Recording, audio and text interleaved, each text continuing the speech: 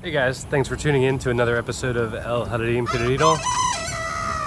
There's my rooster, of course. It occurred to me that I've been showing you guys tutorials and stuff and all this. It's not exactly hoo-ha, but you know, I've been showing you tutorials, but you don't know exactly where I'm coming from because you haven't seen anything I've really planted on the large scale. Well, I'm not exactly a permaculturist, and it's not all for aesthetic either. It's somewhere kind of in the middle. I'd like to call it edible landscaping. I don't have a food forest. Maybe I will at some point, but I'm about a year and a half into living here and starting from scratch. Although I did have a few established trees, and I probably spent about the first 6 months completely tearing down a lot of garbage, stuff I didn't need, and kind of starting from scratch. But I'll start with the backyard and give you guys a little tour of what I've got going on here.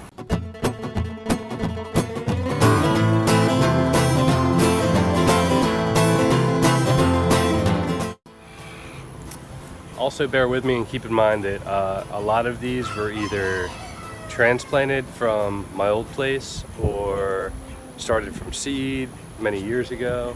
So it may not look insanely prolific, but you know, I'm kind of on a budget here and trying to do what I can. I do like actually starting things from seed and grafting and things of that nature. But anyway, let's get into it. Behind me I have, it's kind of a mess right now, but it's kind of a little rock garden. But this is an air layered pomegranate from another pomegranate I'll show you later. I got a palm, prickly pear cactus, some leafy greens, more leafy greens. I have some artichokes, elephant ear. It was invasive up front, so I put it in a pot. It's good for shade. We're heading into the summer here in Houston, Texas, and I'm growing some things that you shouldn't be able to grow down here at this time. Trying to use microclimates and stuff like that, so that's kind of the purpose of that. Behind me I have a couple blueberry bushes. The next bed I have pineapple sage, turmeric, lots of carrots. They're like a little weak right now, which is why I planted this banana here to try to give them some shade. It died back in the frost, which is another factor in this little tour here. Houston got hit by a really hard frost last year, so well, this past winter. So a lot of things are coming up from almost the ground, but I was able to save a lot. I also have some pineapples in here. Lots of comfrey booming up. This is a fig that I started from a cutting. I have some lavender here. Hidden in there I also have some basil. This was my first major raised bed that I did. We have lots of tomatoes, cherry and Roma. We have lots of collard greens coming up here, which are actually providing a lot of shade. They do really well in the heat, although they are a little bit more bitter, so I try to harvest them in the morning after they've been watered and not subjected to that much sun. And I have my little peppers over here, cayenne, banana, and some other things, hablano. This is a fig you've probably seen in one of my previous videos, but I had it was root bound, and I took it out and I split it actually into 3 different fig trees. Down here I have some mint that's not doing so well in this heat. This was a, I think, wild peach tree that grew with the property. What happened was it was doing really well, and I didn't like the fact that for the second year in a row it was putting out tiny little peaches that were completely worthless. So I cut it all back and grafted tons of varieties on it, but I also over mulched it, and the tree, as you can see, already has quite a few problem areas from previous borers and termites and stuff like that. Right now I dug out all the mulch, all the surrounding dirt and stuff because there could be more eggs in there harbored and stuff, so I put those to the side, letting it all dry out, and I'm gonna see if maybe it'll spring back. It's kind of not worth it. It is and it isn't. This is a very well-established tree, although it is very prone to disease because it is damaged.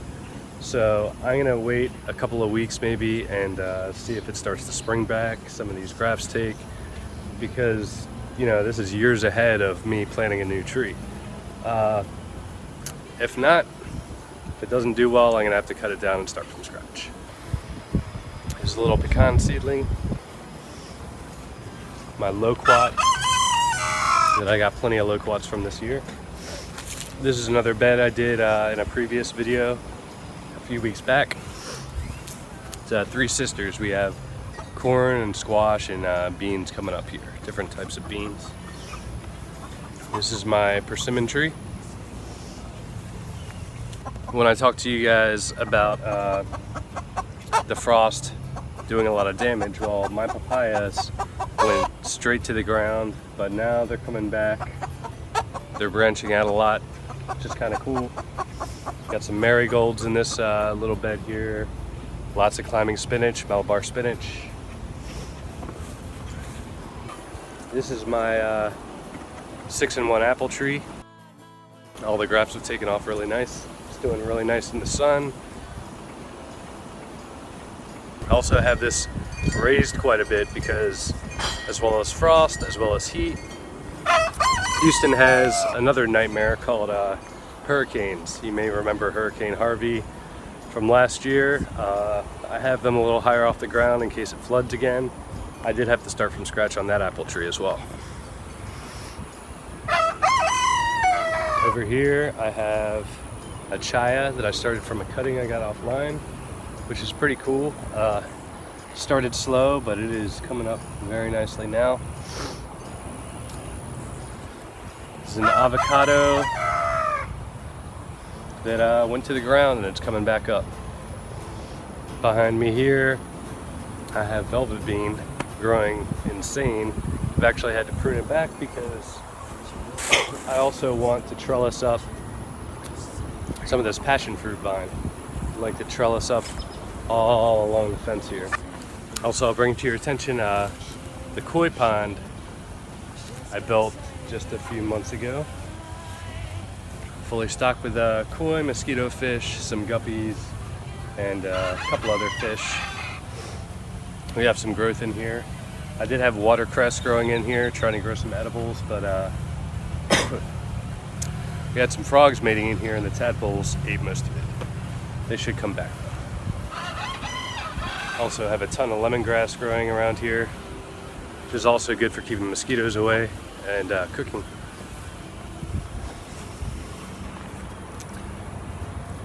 Letting some of my buddies free range here. Some of the hens. Actually, since we're on the subject of my chickens, this is one of my hens. It's a crossbreed of a bantam and a yam samani. Unfortunately, a dog came in, destroyed one of my coops, and just kind of played around and tousled around 4 of my pure yam samani hens. And so I had to start breeding from scratch with the bantams I had and the rooster yam samanis I have. We have another loquat that did really well last year. I also have some nightshade here that came up voluntarily. Really good for beneficial insects and pollinators, and my ladybugs are all over it, so I'm keeping it. Don't know if I'll eat from it. They are allegedly poisonous or toxic if you don't cook them right, so we'll see. But it's not really for me, it's for the insects and birds and stuff. Voluntary sunflower back here. This was a Persian lime that froze to the ground last year. It's coming up. I can't really tell. It's right on the graft line. I can't tell if it's rootstock or the actual Persian lime. I'm gonna let it go for a while, give it a chance, and worst case scenario, I can graft some lime on there. More passion fruit coming up the chain link trellis there, and a lot of acorn squash. Last time I had some acorn squash, I gutted it, threw it right there, and it just started going crazy. Probably because this is where I have my chickens, and they're kicking around compost all the time, so it makes it really fertile around here. I have my ice cream banana. These are some pygmy date palms, lots of turmeric, pineapple back here. This is also a bed that I've done a video on. I can link that up there too. This is my grapefruit. You've probably seen it in a few videos. I cut it back majorly because it was getting into the power lines. A lot of the fruit last year was out of reach, so I kind of started from scratch. But I did manage to graft a few things on here. One of which is doing really well is the mandarin right here. It's spraying right up. My neighbors were cutting down their mandarin tree, and I thought that was a huge waste, so went ahead and grafted it on, so now I have mandarins. It's an orange tree, came with the property. I did the same thing with that. It was up in the power lines. A, it's not safe. B, I wasn't able to reach the fruit. Pomegranate, same thing. It wasn't exactly in the power lines, but all the fruit was way out of reach, and I cut it way back to kind of start from scratch on that too. Moving along. It's a jackfruit seedling right here. I will admittedly say it is not doing very well. It wasn't doing very well, but to take care of that, I took a wild mulberry a couple of days ago. It looks dead. It was transplanted, so it's hurting a little bit right now, but it's I'm gonna take care of the roots, make sure it's nice and watered, and we're gonna have some shade for the jackfruit.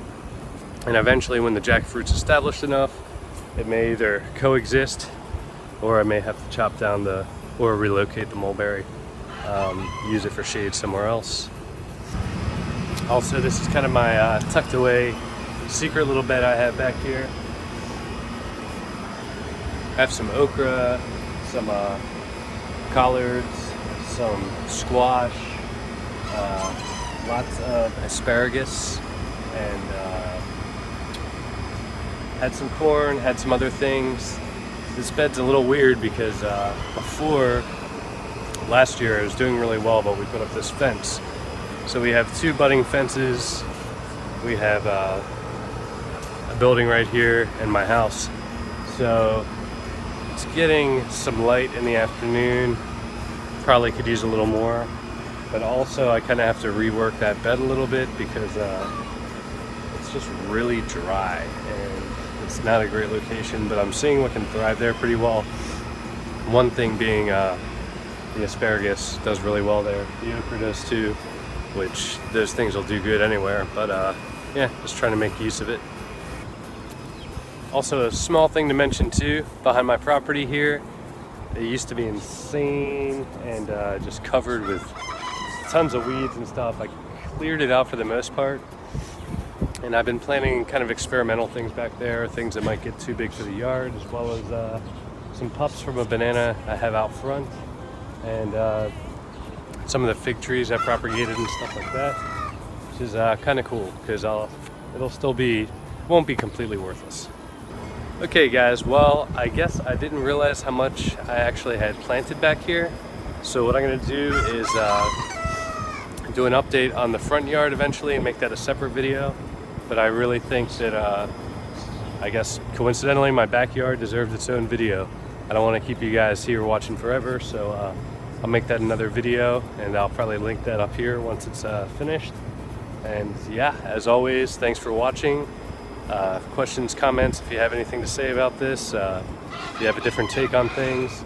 Like I said, this is my own little take on a little bit of permaculture, a little bit of landscaping, definitely all edible or medicinal plants or beneficial plants that I'm using back here, which is kind of cool. Anyway, thanks for joining me guys. Please like and subscribe if you want to keep up with different things I have going on, and until next time.